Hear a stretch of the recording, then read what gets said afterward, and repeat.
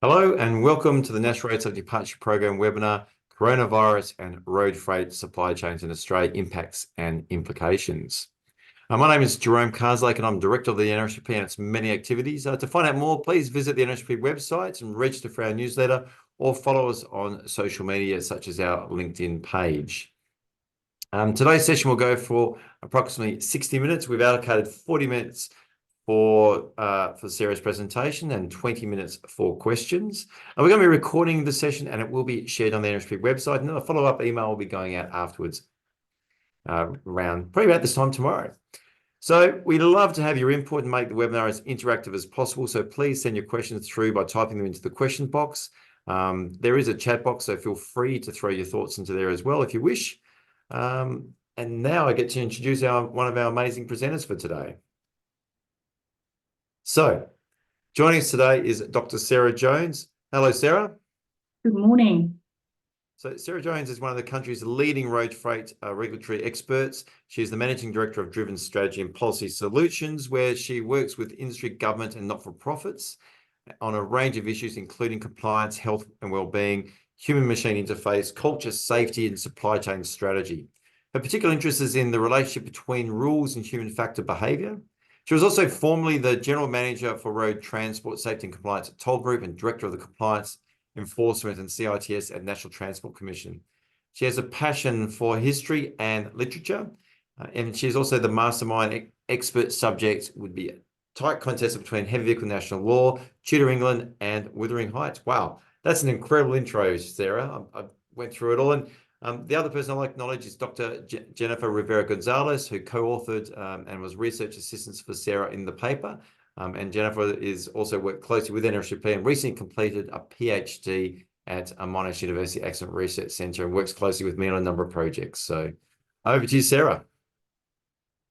Thank you so much, Jerome, and good morning to everybody who is dialing in. Just a little bit about this research. So it was supported by the National Road Safety Partnership Program, and it grew out of an earlier paper that we did where we investigated how the pandemic had impacted road safety. And I encourage you to have a look at that initial paper because some of the findings are really quite counterintuitive. What became clear off the back of that research was that there were some very big, very thorny and conceptually meaty unanswered questions about the road freight experience during the pandemic.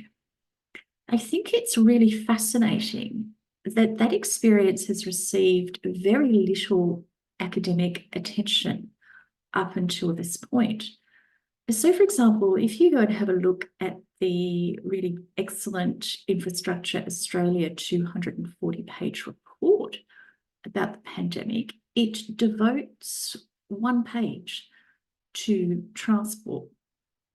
So Jennifer and I set out quite consciously to try and fill out that inquiry void by asking the question, well, what was this experience like for truck drivers?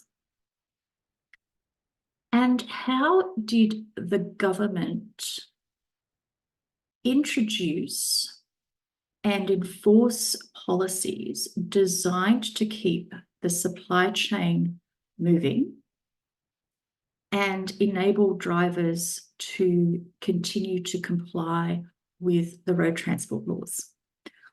Now, it's a really very big question, and I strongly encourage you to have a look at the written paper that will be released shortly after this webinar. During this webinar, I can only touch on the issues that we've looked at. So I really hope that it whets your appetite to delve further and read the paper. We really do need to acknowledge Toll Group, and the reason for that is Toll Group made available to us all of the written briefs that they provided to drivers during the pandemic over a 12-month period. And that was a really vital primary document in terms of showing how a large transport provider responded to the changing directives and how they digested and interpreted that material for drivers. Full disclosure, I did work for Toll Group at that time, and I was involved in the preparation of those briefs. In order, I think, to understand the story about road freight and the pandemic in Australia, we really need to understand something about how absolutely vital roads are in the Australian context. Our geography has very strongly influenced how we go about provisioning our population by road. We are an enormous country. I think the visual makes that very clear. And our towns and centres tend to be widely dispersed and far-flung. So making sure that they remain provisioned, even outside of the context of an emergency, is quite a challenge. So one of the things our system has always done is to emphasise sufficiency of supply. In other words, making sure that we have conditions that promote enough truck drivers and enough vehicles to make sure that our regional and remote areas can be provisioned. And it's probably for this reason that Australia, very unusually, doesn't have an operator licensing system. So our barriers to entry are really quite low. We have the world's 9th largest road network, and in fact, Highway 1 is the largest highway in the world. Around 26,000 tonne kilometres of freight are moved annually for every Australian. Now, this is really high by comparison with other countries. And again, it reflects the reality of our geography. Now, central to moving that stuff are 55,000 trucking businesses that employ about 200,000 staff. A fact that's going to be really central to this story is the fact that about 1/3 of Australia's freight crosses a state border. And during the pandemic, we discovered just how vital that cross-border movement could be. Just to give you one example. So during the pandemic, when the East-West rail link went down, we discovered that a chemical vital to the safe work of the New South Wales water system was only manufactured in Western Australia. Now, you probably really don't want to learn that during a crisis, but it seems we did. And again, really central to this story is the fact that our road freight system involves all 3 levels of government. If you look at aviation, for example, that is a single, unified Commonwealth law. Borders are a matter of complete indifference. That's not the case with road freight. All 3 levels of our government are involved at various levels. We do have a heavy vehicle national law that notionally provides for the seamless movement of freight across the country, but it is in fact not national. So Western Australia and the Northern Territory are not signatories to that law. And the states and territories that are signatories can and do derogate from that law where they feel that it's appropriate. Now, prior to the pandemic, this system was subject to criticism. It was recognised that this was potentially inefficient, adding on time and therefore cost. But before the pandemic, state borders were invisible, unmarked, unpoliced. During the pandemic, that radically changed, and those borders became contested sites and sites of stress for drivers and the freight industry more generally, as we're going to explore. So two themes that kept recurring during the research were about how our federalist system operates during a time of crisis. And two things I think became very apparent. One was that the cross-border freight came under enormous pressure as each state and territory asserted its right to control borders and the freight that moved into, through, and across those borders. And remember, under even normal circumstances, 1/3 of all of our freight crosses a border. The second issue, I think, is one of leadership. There are multiple players in the road transport space. As I said before, it involves all three levels of government. So there's actually no shortage of potential decision makers. And in fact, during the pandemic, two new agencies emerged in the form of the Office of Supply Chain Resilience and the National Coordination Mechanism. And they also entered this space. So there were a multiplicity of decision makers. But in a crisis, who is it who steps up to lead, be accountable, and be the arbiter of what is compliant and what is not? And if you take anything away from this presentation, I hope it's this. Let's answer that question about decision-making and accountability now.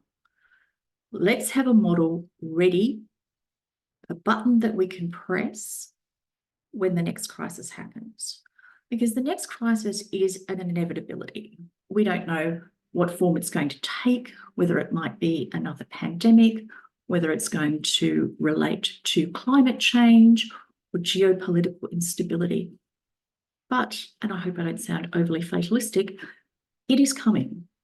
So let's get this model in place now.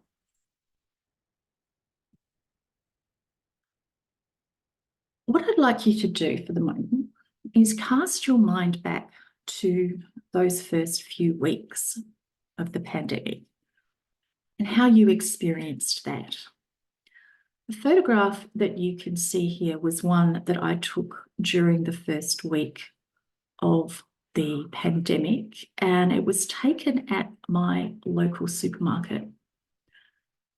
And this experience of seeing empty shelves was so novel and so confronting for me that I photographed it. And I think that that experience of looking at these empty shelves and thinking, gosh, there might not be enough. There might be scarcity. I might experience hunger.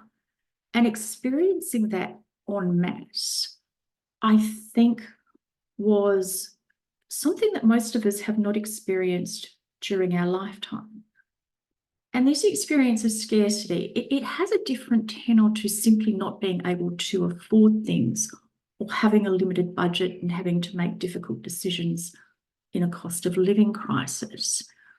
It's something deeper and I think inherently more destabilising, this fear of want. Now, under normal circumstances, Australia is a very food secure nation. We rank 12th in terms of food security across the globe. And we're in the very fortunate position of producing most of what we need in terms of food here in our own country. So on average, Australians spend only about 11 cents in the dollar on food and drink that has been imported. But during the pandemic, perhaps for the first time since the Second World War, we're all confronted with at least the idea of scarcity. And that was profoundly psychologically destabilising. But perhaps it also had the inadvertent benefit that as we looked at these empty shelves, we began asking ourselves about the supply chain. Well, where does the stuff that I can ordinarily buy come from? Who brings it here? How do they bring it here? What's their experience like?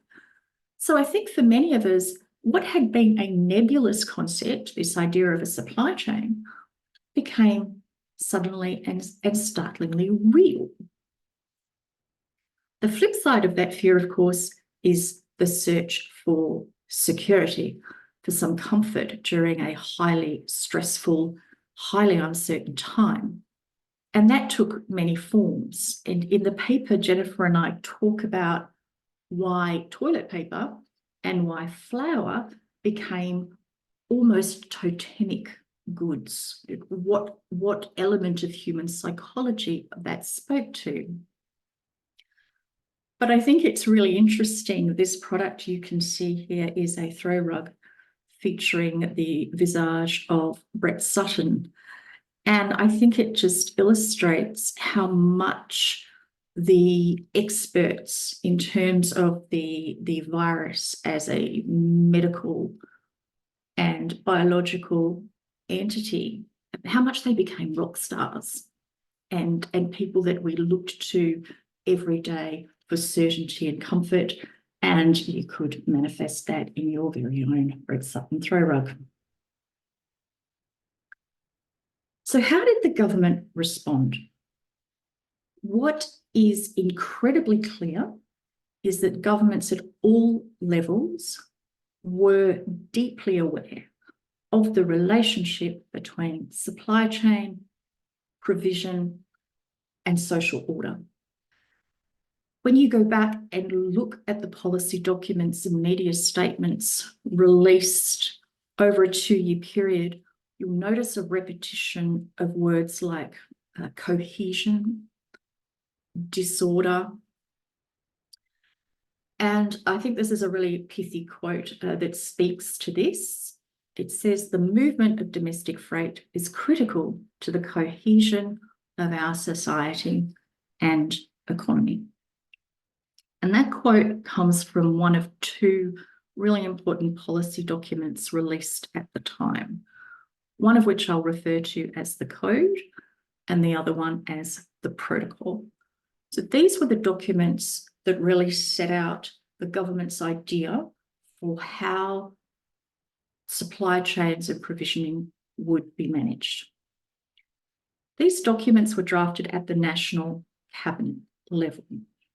To be enlivened, to become law and enforceable, what needed to happen was the states and territories who were part of that national cabinet needed to go back to their jurisdictions and make it law.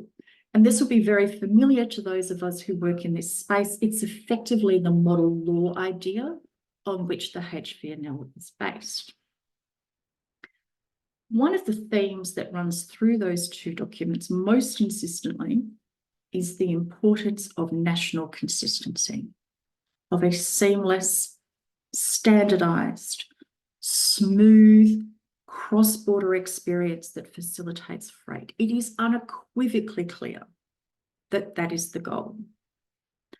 And something happened in between the articulation of that objective and how the directives issued by the states and territories actually worked. And the key point here is that despite the statement of intent set out in those 2 documents, administrative uniformity across the country was never achieved during the crisis.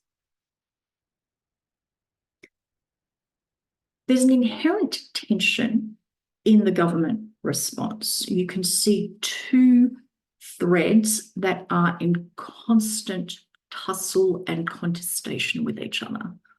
And one of these is the idea of movement, and the other one is the idea of containment. So on the one hand, government is highly motivated to make sure that freight keeps moving.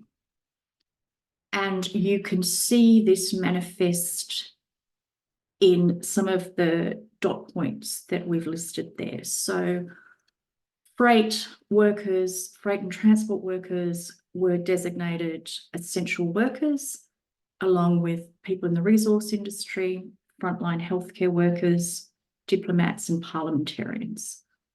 So they were one of the few workforce demographics permitted to continue going about their work, not subject to quarantine.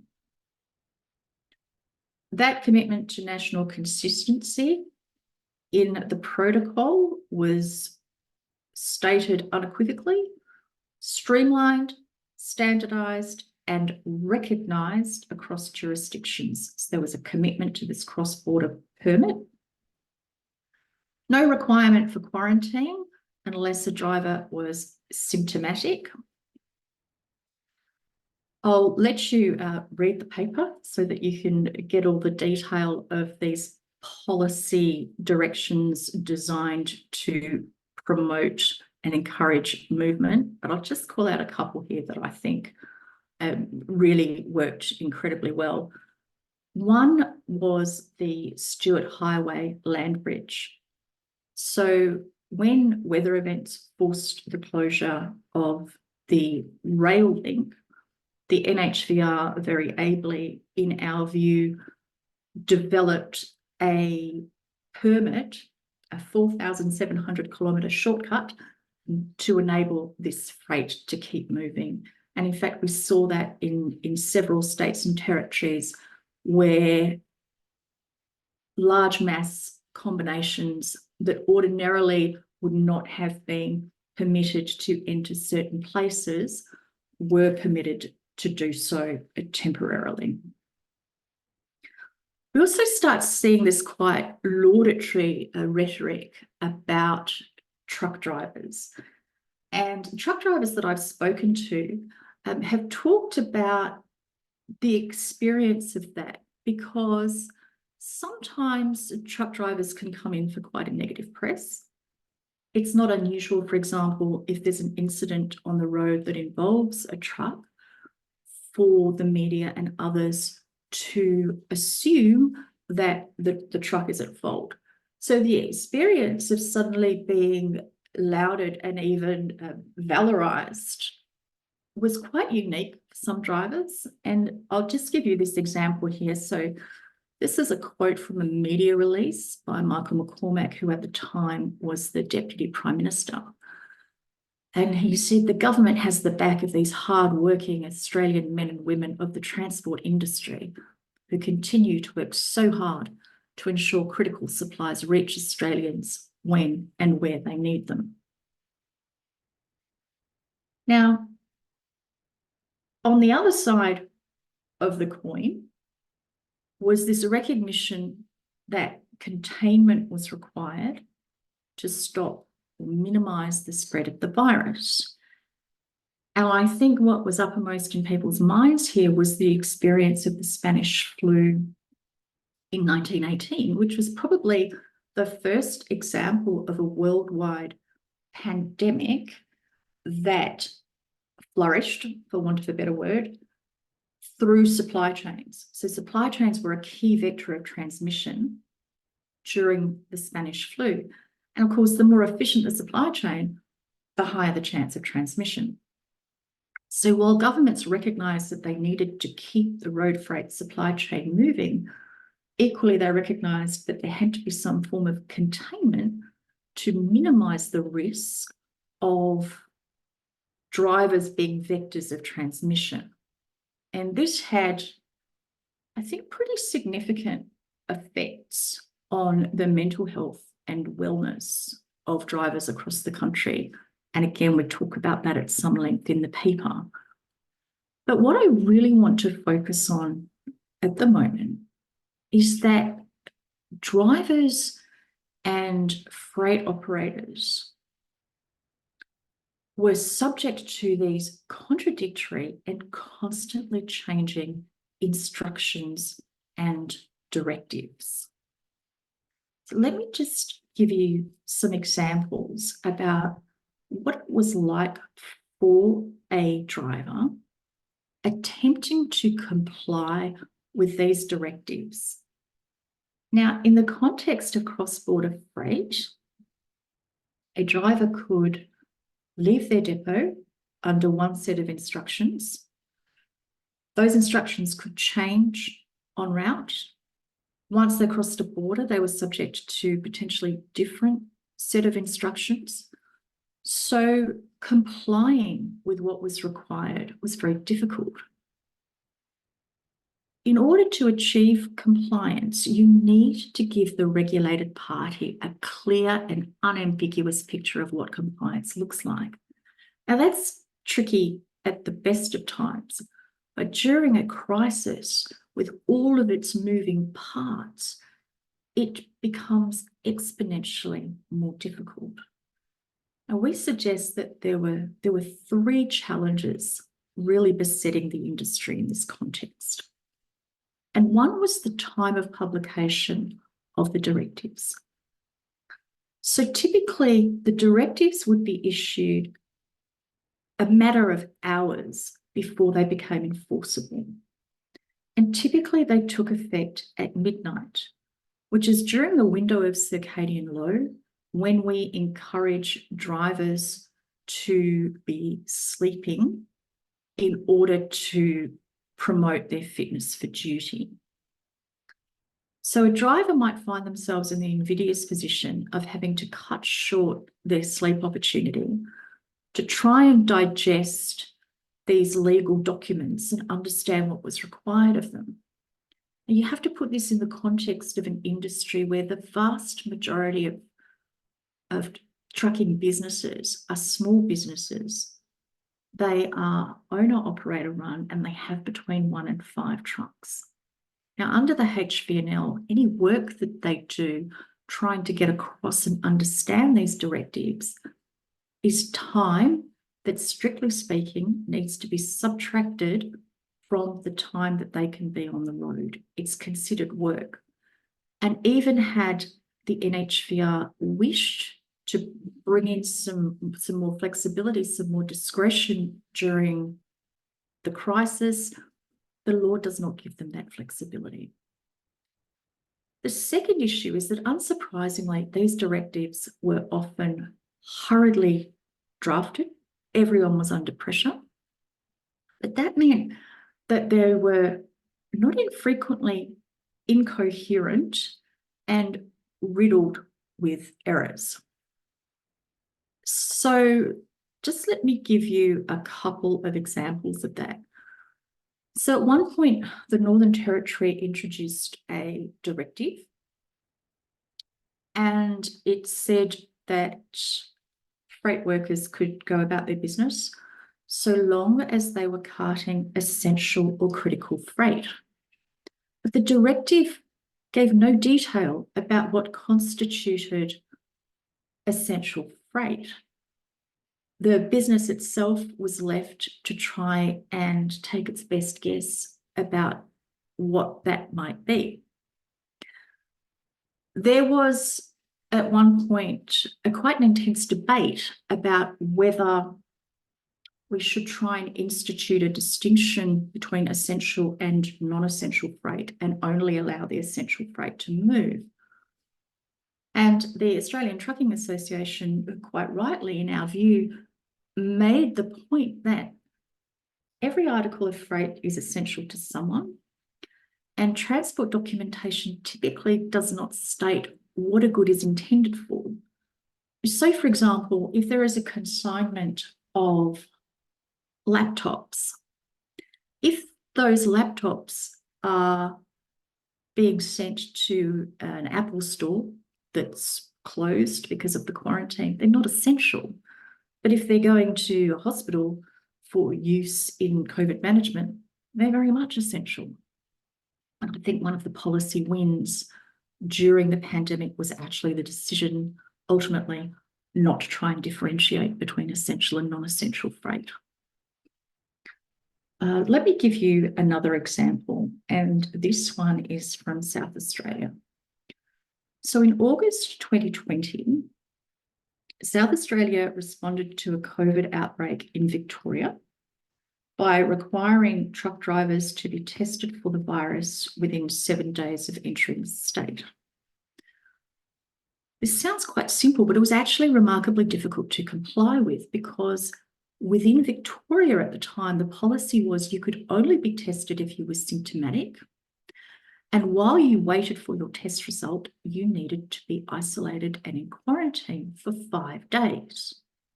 So this would have taken a significant proportion of drivers off the road in a time when drivers were already scarce. And if they had travelled into South Australia from further up the eastern seaboard, it was almost technically impossible to comply with. Let me move on to the third and final compliance challenge here. This is that the health directives were superimposed on the existing regulatory framework. All of the other rules with which drivers and the rest of the supply chain need to comply were not rescinded at this time. There was just another layer placed on top of them. And sometimes these layers were oppositional. Let me give you an example here from my home state of Western Australia. So the health directive stated that truck drivers needed to be tested at designated public hospitals. Okay, that sounds fairly simple. But if you are carting dangerous goods, for example, explosives, other rules say you're not actually permitted within a hospital precinct. So what do? You can't actually park the combination up and just take the prime mover to the hospital, because you're not allowed to leave dangerous goods unattended. So in order to comply, basically businesses would have had to introduce a two-up driving operation, whereby there were 2 drivers in the truck cabin, one of whom could stay with the dangerous goods, the other who could then go and get tested. But where were these 2-up combinations going to come from? There was already a pre-existing labour shortage. And of course, that assumes that those additional costs are very easily passed on along the supply chain, and that's just not always the case. I want to emphasise here, no one expects perfection. Nobody expected that under those circumstances, every legal directive that came out was going to be perfectly internally consistent and coherent. But what was required was a place where the industry could go and say, hey, these 2 things are competing with one another. I'm trying to do the right thing. Tell me what the answer is.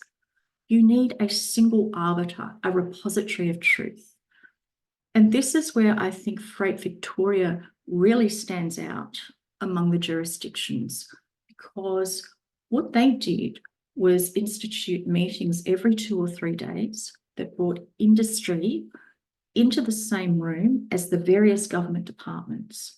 So if something was contested, you could put it on the table, and Freight Victoria undertook to go and get an answer. I think it was an example of genuine leadership during the period that we should think about replicating at a national level. One of the policy initiatives that's actually happening right now is a thing called the National Automated Access System. And this is looking at instituting a largely seamless online permitting system for heavy vehicles. I mean, potentially this mechanism could be expanded to include an emergency permitting mechanism for the next crisis. I'm aware that time is not on my side, so I will just touch briefly on another point that we go into some length and some detail in the paper. And this is around sovereign capability and sovereign risk. So if you think about the economic system and rhetoric here and elsewhere since the 1970s, it's really been around efficiency and the idea that it is logical, practical, rational to outsource what can be done more cheaply offshore and to have a just-in-time inventory system. And that tends to work where the system is stable and predictable. But of course, during the pandemic, that's precisely what we didn't have. And we have a case study where we look at the ramifications of that through the lens of the AdBlue crisis. Now, I've been in the industry a long time, and I will confess that up until the pandemic, I really hadn't given AdBlue much thought. It's a very unsophisticated product. It's largely urea, which is a compound found in mammalian urine. But the reason that it's important is that for every engine that is at Euro 5 and above, you need to be using something called DEF, diesel exhaust fluid, put into your fuel in order to comply with the rules around pollutants. Now, 80% of the urea that comes into Australia comes in from China. And then during the pandemic, for reasons really unrelated to the pandemic, the Chinese imposed an export ban, which meant our capacity to access urea and then once it was on shore, turn it into technical grade urea that we could use in diesel exhaust fluid, our capacity to do that suddenly disappeared. And what are the options? You can try and source alternative options from other suppliers, but of course, that's precisely what all the other countries dependent on urea are doing as well. You can try and ramp up onshore manufacturing, or you can switch to another transport mode. And Australia really tried all three. But what I think is a really unsung success story of crisis management during the pandemic was how quickly a grant was able to be given to a Queensland fertilising manufacturer called Incitec Pivot, who were then able to ramp up onshore production of technical grade urea at a rate that was really quite astonishing, an 800% increase in the production of AdBlue in the space of 2 months. And this, of course, meant that all of these trucks that were at Euro 5 and above, which is more than half of the fleet, were able to continue operating. And I can tell you, being in the industry at that time, it's a pretty hairy moment, because if you don't have access to the AdBlue, the truck goes into limp mode and becomes effectively unusable. Unfortunately, this success still did not prevent the closure of the Gibson Island facility where AdBlue, urea, was being produced by Incitec Pivot. And we still don't actually have a proven onshore capability for the production of AdBlue at this time. We have 3 greenfield sites being supported through the auspices of the Office of Supply Chain Resilience. Well, we haven't cracked that nut yet. And I can't help but wonder, how sticky have been the lessons that we learnt during the pandemic? How seriously have we taken this question about onshore manufacturing of essential products, and how much pain are we as consumers prepared to bear in order to do that?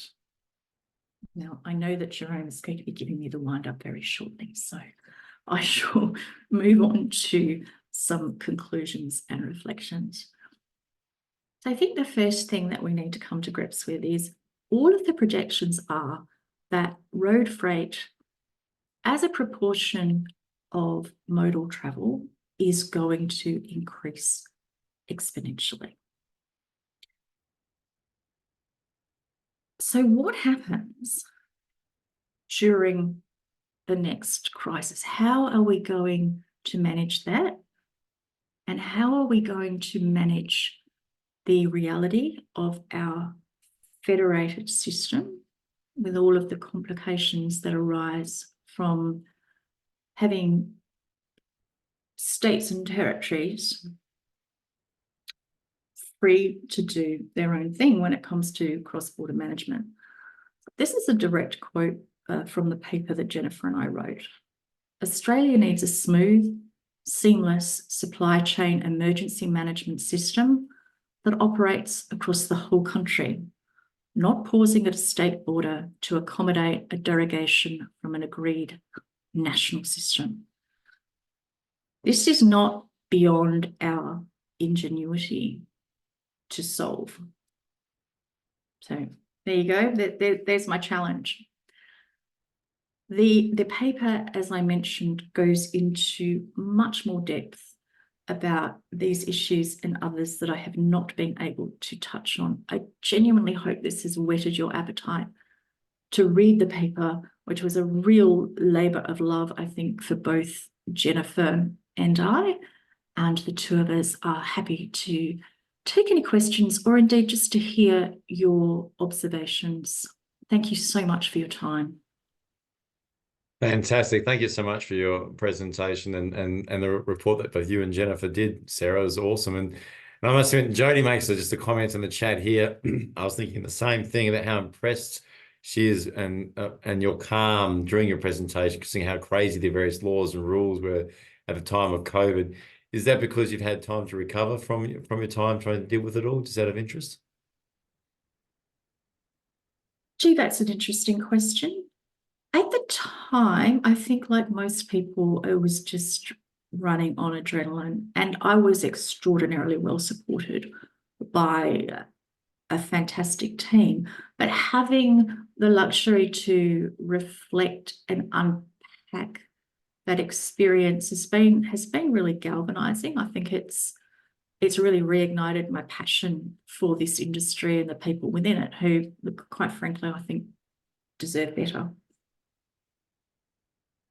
Thanks. And Cam makes an interesting point here as well. We're crossing into WA. The first actual COVID testing station was 800 kilometres into the state in Norseman, but often they had to go off route to Kalgoorlie over 1,000 kilometres into the state. So even with all the rhetoric around the hard borders and everything on WA, the practical side seemed to be falling down as well, and that put pressure on the drivers. Look, Cam's absolutely right. So at one time, Western Australia designated that anybody travelling into the state could only come in through two roads. And of course, they were policed. And the problem was if you came in from that topmost road, the WA rules then required you to have a test at a designated hospital. The closest one was 500 kilometres north. So if your freight was destined for Perth or the southwest, you had to take this extraordinary detour up north to, I think, Kununurra to get your designated test, to then go back again in the opposite direction. Now, you can imagine that you're carting perishable goods, you're under time pressure. It was extraordinarily stressful for drivers, most of whom are very well intentioned and want to do the right thing. And again, it's not because there was some nefarious plan by government or others to make this difficult. It's that you have contesting bodies in the same space operating from their particular body of knowledge and expertise.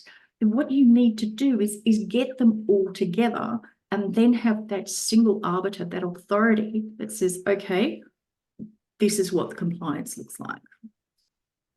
And I think that's a really interesting point as well, because I remember I spoke to one fellow who was setting up the COVID testing sites, and he was lamenting to me how he's getting calls from truck drivers coming in saying, I need to get tested because I'm entering. And he goes, can I just go drive through? And, yeah, it's been set up for a drive through. And then he says, well, I'm driving a truck with freight. And he's like, well, that's a problem. So straight away he goes, and they're like, but I need to be tested. He goes, and then he's like, the driver's like, well, how do I get to the testing if I can't drive through? Because I'm in my truck. And yeah, he gave me a whole lot of smiley faces, rolling eyes, sort of stuff, going, well, what do I do? I'm stuck on both sides of how I actually meet the needs of a truck driver. Oh, look, I think nobody got a smooth ride during the experience. And I think, for the police officers who were staffing borders, they were in the same position in many ways as the industry in trying to stay abreast and current with these constantly changing directives. And you made a comment at the very beginning, and would welcome other comments or questions from the audience as well. You made a comment, you were referencing how I guess air is quite unique because it's post-federation when it's sort of set up versus the heavy vehicles, and the complexities of national law, which isn't quite national, those sort of components. And then you're referencing around the supply chain elements as well. Is there some learnings or approaches we could draw on that could go in emergency from the aviation sector post-federation that could come into apply? I could make myself very unpopular here, Jerome. Look, I think the fact is that Federation happened, 1901 happened, and efforts have certainly been made to introduce a more consistent and national system. But for the foreseeable future, we have the system that we have. But surely I think we can all agree that during a time of emergency, if we have an alternative model ready to go in terms of decision-making, arbitration and crisis management, if that's ready to go and we can just press that button for the duration, that would be advantageous to all. Yeah, totally agree. I think that's the whole point of, and that's one of the outcomes from this paper, to sit there and say, this is what we need to do more forward. And as Cam sort of expands there, look, there's 2 dedicated 24-hour testing points, Port Augusta SA and Three Ways NT, and that's what they were proposing, which if established would have covered the interstate requirements for 6% of the continent, but states wouldn't work together to do it. Which, back to your point you just made then, plan like that, where those testings, where those things could be, pre-prepared, whatever it looks like, make life a lot easier for everyone. Look, again, I think Cam is right, and pop-up testing stations did emerge across the country. I think government mobilised quickly in some instances, but again, you had examples where these well-intentioned initiatives weren't cognizant of the reality of the industry. So I can think of 2 pop-up testing stations that operated between 9 a.m. and 4 p.m. That's just not how the road freight industry operates. No, unfortunately it's not. And Dan makes a point here as well. The AdBlue experience shows that we have the ability to be responsive and agile. However, it's still very disappointing that the lessons appears to be lost so quickly. Yes, that response to AdBlue, I think, it just shows what can be done when there's cooperation. And look, a shout out to the National Coordination Mechanism here, because that new body got the people in the room who needed to be in the room, worked quickly to get an ACCC exemption so that people could talk freely without fear of running afoul of various rules.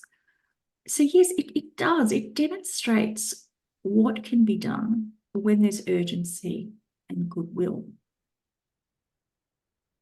There's also the bigger picture, even just on something like urea looking forward, and you touched on this, how we sort of wound it back. So obviously my background is agriculture, and the heart of agriculture is urea. Like, it's one of the key principles in broadacre cropping. So folding, not being able to access, like this went over 5, 6, 7 years sort of thing. What would that mean for food production in this country?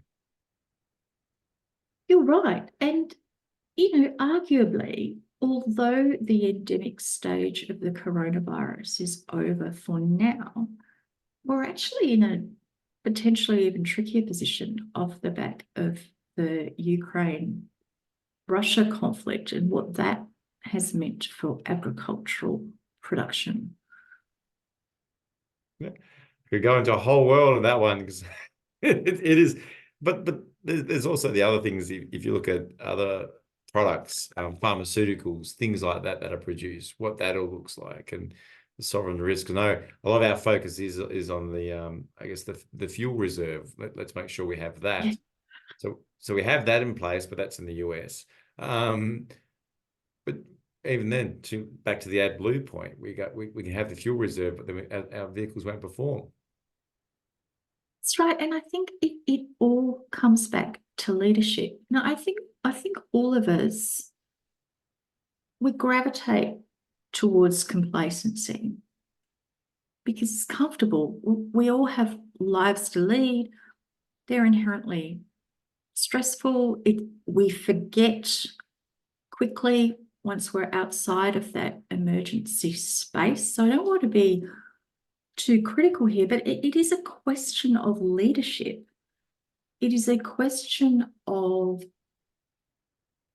an agency being able to say, we recognise the long-term risk here. We're not going to be beholden to short-term political cycles.